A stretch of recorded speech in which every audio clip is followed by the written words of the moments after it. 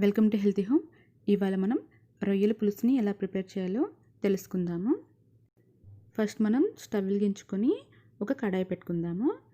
ఇందులో 300 గ్రామ్స్ రొయ్యల్ని వేసుకుందాం. ఇప్పుడు ఇందులో అర స్పూన్ సాల్ట్, అర స్పూన్ పసుపు వేసుకొని బాగా మిక్స్ చేసుకుందాము. ఇప్పుడు మూత పెట్టి లో ఫ్లేమ్లో 5 నిమిషాల పాటు ఉడికించుకుందాం. 5 నిమిషాల తర్వాత ఇవి మనకి ఉడికిపోయి ఉంటాయండి. మూత తీసి వీటిని ఒక ప్లేట్లోకి తీసుకుందాము.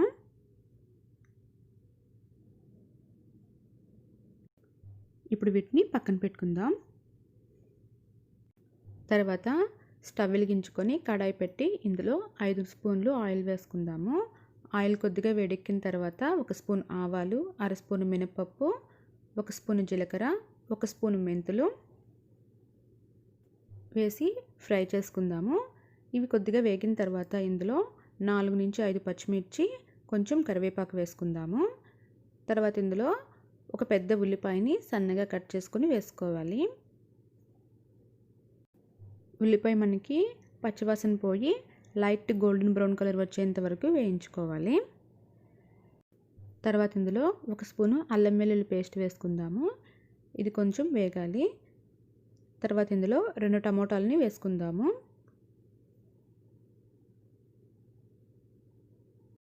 టమోటా వేసిన తర్వాత బాగా వేయించుకోవాలి. అప్పుడప్పుడు గరిటెతో ఇలాగా మ్యాష్ చేస్తున్నట్లుగా చేస్తూ వేయించుకోవాలి. అప్పుడే మనకి గ్రేవీ అనేది చిక్కగా వస్తుంది. ఇప్పుడు ఇందులో రుచికి సరిపడినంత సాల్ట్ వేసుకుందాం.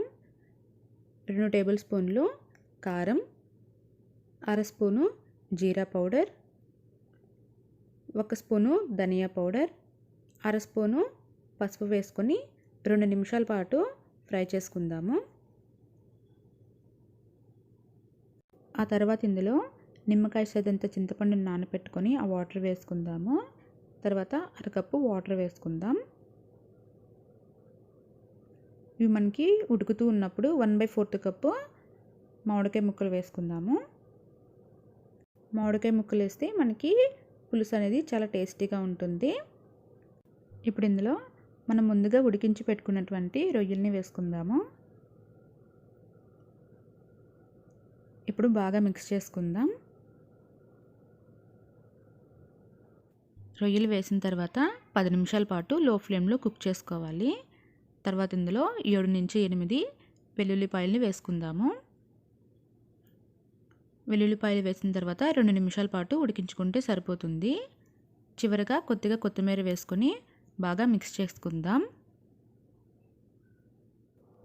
ఇప్పుడు దీన్ని ఒక బౌల్లోకి తీసుకుందాము.